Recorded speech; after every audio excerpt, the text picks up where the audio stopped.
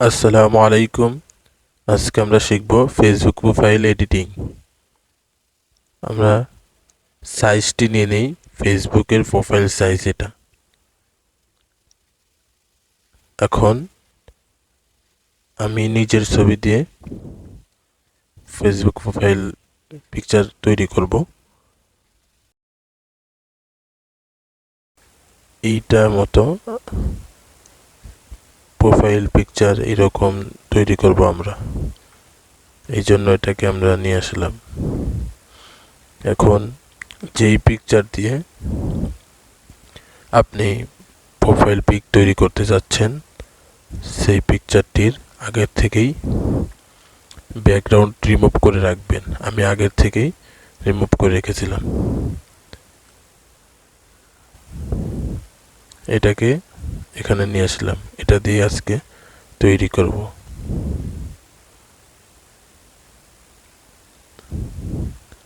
এটাকে একটু সোজা করে বসিয়ে নিই। এখন আমরা চলে যাব, একটা শেপ নেব।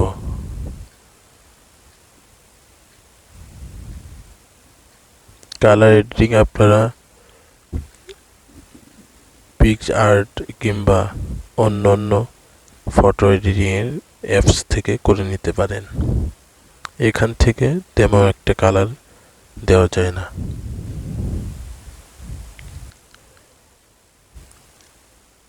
এটাকে একটু সোজা করে ছোট করে বসিয়ে নিই।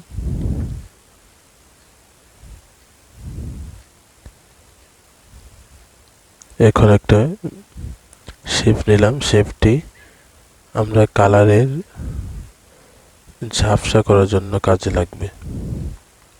এই জন্য আমরা শেপটির কালারে যাব, কাস্টমাইজ করে উপরের দিকে দিব একেবারে সাদা, এবং নিচের দিয়ে তৃতীয় নাম্বার অর্থাৎ নিচেরটা একেবারে কমিয়ে দিব। এবার নিচের কালারটি একেবারে কালো করে দিব। এটা ঠিকই থাকবে। ওকে, একটু কালোটা উঁচু উঠে দিই। এখন এই রকম হলো। কালারটা আমাদের কাস্টমাইজ করা হয়ে গেল। আর একটু বড় করে নেই, এই যে এটার মতো।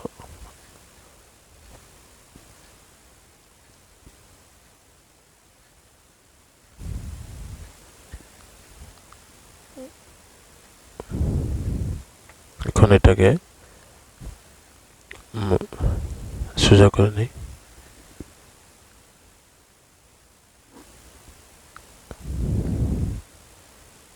এটাকে একবারে মুখটা যাতে ঝাপসা একটু দেখা যায়, অন্ধকার, নিচে অন্ধকার থাকবে,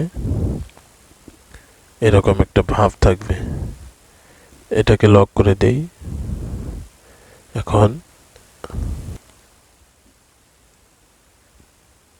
এখন আমাদের টেক্সট অ্যাড করব। টেক্সট অ্যাড করার জন্য আমরা টেক্সট টুলে যাব। এখান থেকে আমি আমার নিজের নামটি লিখে দিলাম। আপনারা অন্য কিছু লিখতে পারেন, নিজের নাম কিংবা যে কোনো কিছু লিখতে পারেন। লেখার পর সাইজটিকে বড় করে নেব। ফন্ট অ্যাড করতে হবে আমাদেরকে।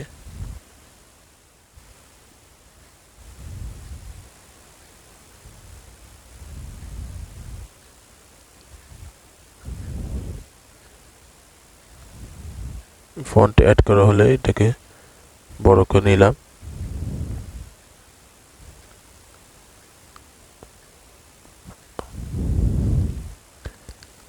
এখন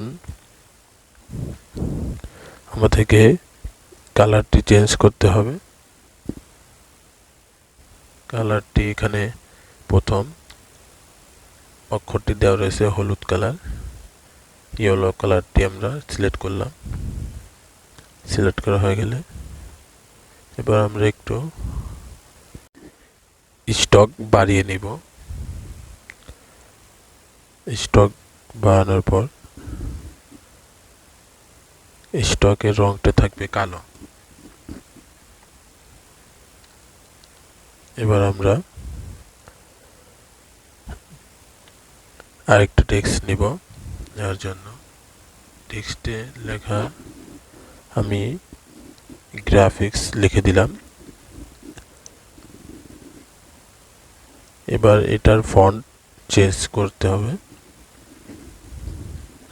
ফন্ট চেঞ্জ করার জন্য ফন্টস টুলে আসলাম।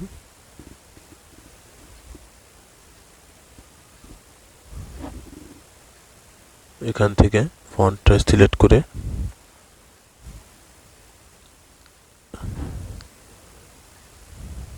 এটার নিচে বসিয়ে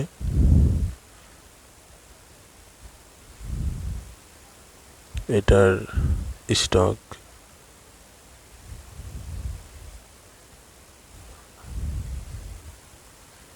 বাড়িয়ে নেই। পিছনে ঝাপসা থাকবে।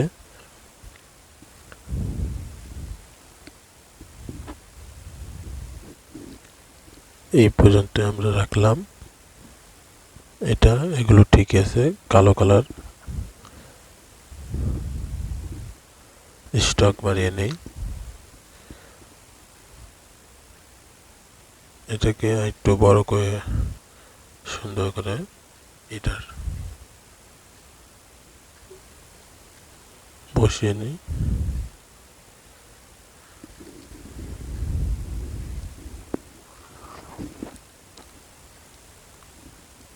সাইজ মতো বসিয়ে নিবেন।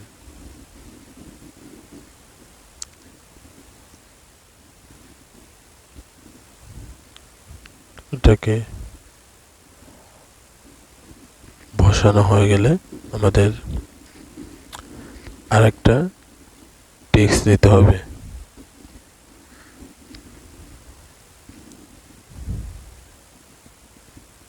এখন একটু ফুটে উঠেছে। এই টেক্সট আমি ডিজাইন লিখলাম। এখন এই ফন্টটি সিলেক্ট করতে হবে।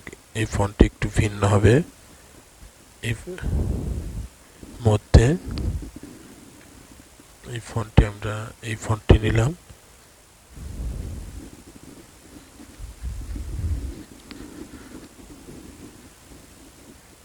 এটার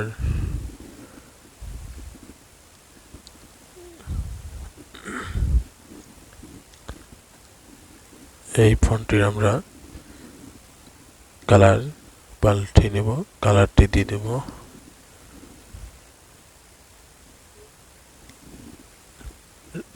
রেড। এখন আমাদের মোটামুটি কাজ শেষ। আমরা লক করে দিলাম। ছবিটি একটু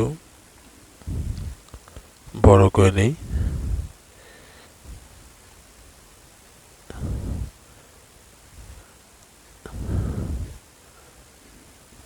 এখানে আমাদের পিকটি তৈরি হয়ে গেছে। এবার এটাকে সেভ করে নেব।